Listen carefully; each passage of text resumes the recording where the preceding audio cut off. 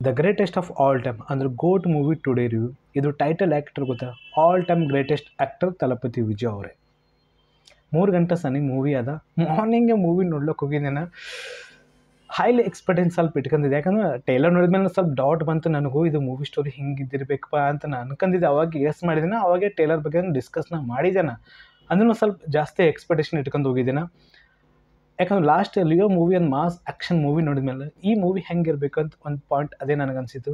ಹಾಗೆ ಈ ಫಿಲ್ಮ್ನಲ್ಲಿ ತೋಡೆ ಇಷ್ಟು ಕನ ಬಜೆಟ್ ಯಾಕೆ ಹಾಕಿದ್ರು ಮತ್ತು ಇಷ್ಟು ಕನ ದೊಡ್ಡದು ಯಾಕೆ ಮಾಡಿದ್ರು ಮೂವಿ, ಅದೊಂದು ಪಾಯಿಂಟ್ ಅನಿಸಿತು. ಒಂದನೇ ಡೀಟೇಲಾಗಿ ನಾವು ಮಾತಾಡೋದು. ಅದಕ್ಕಿಂತ ಪಲ್ಲಿ ವಿಡಿಯೋಕ್ಕೆ ಲೈಕ್ ಮಾಡಿ, ಚಾನಲ್ ಸಬ್ಸ್ಕ್ರೈಬ್ ಮಾಡಿರಿ.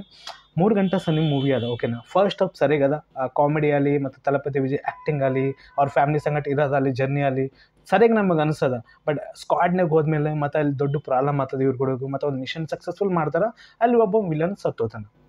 ಇಲ್ಲಿ ಪಾಯಿಂಟ್ ನಿಮಗೆ ಗೊತ್ತಾಗ್ತದ, ತಲಪತಿ ಜರ್ನಿ ಪೂರ ಅವ್ರ ಮೂವಿ ಬಗ್ಗೆದಾಗೆಲ್ಲ ತೋರ್ಸ ನೋಡಿ ಒಂದೇ ಟೈಟಲ್ ಒಳಗೆ ಸಾಲಿಡ್ ನನಗೆ ಅನ್ಸದ.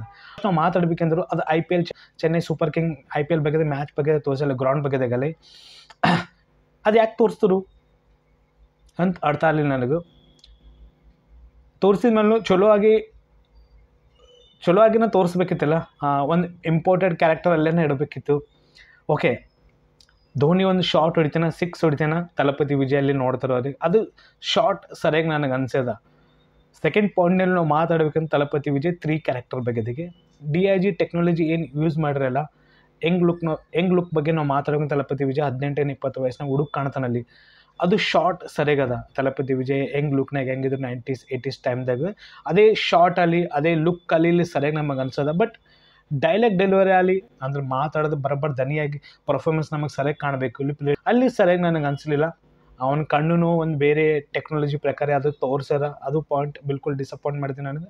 ಆ್ಯಂಡ್ ಸೆಕೆಂಡ್ ವರ್ಜನ್ ಬಗ್ಗೆ ನಾವು ಮಾತಾಡ್ಬೇಕಂದ್ರೆ 25-26 ಏನೇ ಏಜ್ ಇರ್ತದೆ ಅವ್ರದ್ದು, ಸಂಜೆ ಅವ್ರದ್ದು ವೆಲ್ ಸರಿಯಾಗದ. ಅವ್ರ ಪರ್ಫಾರ್ಮೆನ್ಸ್ ಆಗಲಿ, ಅವ್ರ ಫೇಸ್ ಎಕ್ಸ್ಪ್ರೆಷನ್ ಆಗಲಿ, ಆ್ಯಕ್ಟಿಂಗ್ ಆಗಲಿ ನನಗೆ ಒಂದು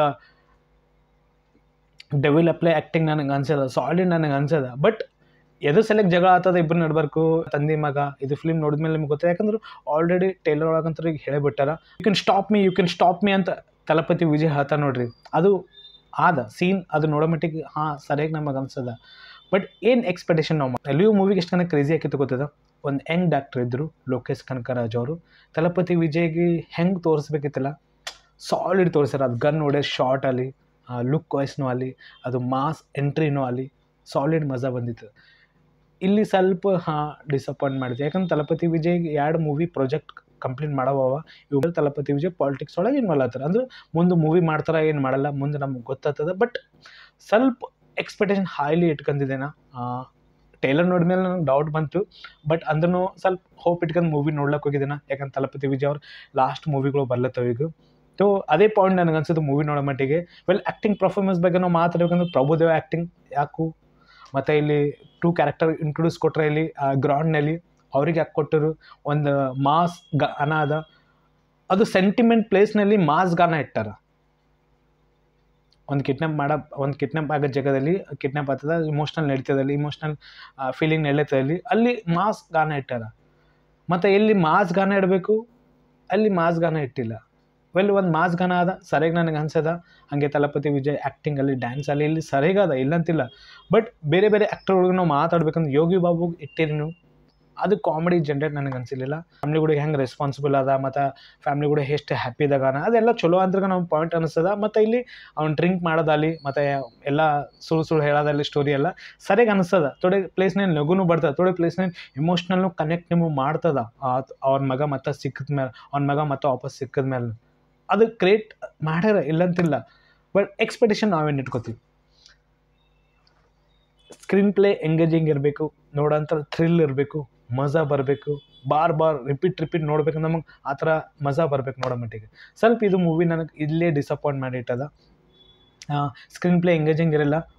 ಈ ಮೂವೀಸ್ ನೋಡೋ ಮಟ್ಟಿಗೆ ನಿಮಗೆ ಅದೇ ಅನಿಸ್ತದೆ, ಏನಪ್ಪ ಇದು ಮೂವಿ ಸೀನ್ಗಳು ಅಲ್ಲಿ ನೋಡಿರಲ್ಲ, ಥೋಡೆ ಸ್ಟೋರಿ ಅಲ್ಲಿ ತೊಂದರೆ ಇಲ್ಲ, ಅಲ್ಲಿ ಬರೋಬ್ಬರ ತೋರಿಸಲಿಲ್ಲ, ಈ ಫಿಲ್ಮ್ನಲ್ಲಿ ಅಲ್ಲಿ ಬರೋಬ್ಬರ ತೋರಿಸಲಿಲ್ಲ, ಈ ಫಿಲ್ಮ್ನಲ್ಲಿ ಸ್ವಲ್ಪ ಡಿಟೇಲಾಗಿ ತೋರಿಸ್ಲಿಕ್ಕೆ ಕೋಶಿಶ್ ಮಾಡ್ರ.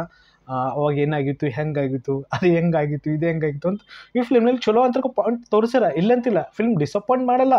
ಹೈಲಿ ಎಕ್ಸ್ಪೆಕ್ಟೇಷನ್ ಇಟ್ಕೋಬೇಡ್ರಿ. ಒಂದು ಲೀವ್ ಆಫ್ ಪ್ಲೇ ಮೂವಿ ಅದಪ್ಪ ಅಂತ ಇಟ್ಕೋಬೇಡ್ರಿ. ಸ್ವಲ್ಪ ಇದು ಓಕೆ ನನಗೆ ಅನ್ಸೋದು. ನೀವು the greatest of all time the GOAT movie ನೋಡಿದ ಮೇಲೆ ನಿಮಗೆ ಹೆಂಗೆ ಅನ್ಸದ ಹಾಗೆ ನಿಮ್ಮ ಸ್ಟೇಟ್ನಾಗ ಇದು ಮೂವಿ ಹತ್ತದೇ ಇಲ್ಲ ಕಾಮೆಂಟ್ ಮಾಡಿ ಹೇಳ್ರಿ. ವಿಡಿಯೋಕ್ಕೆ ಲೈಕ್ ಮಾಡಿ, ಚಾನಲ್ ಸಬ್ಸ್ಕ್ರೈಬ್ ಮಾಡಿ. Take care and bye bye.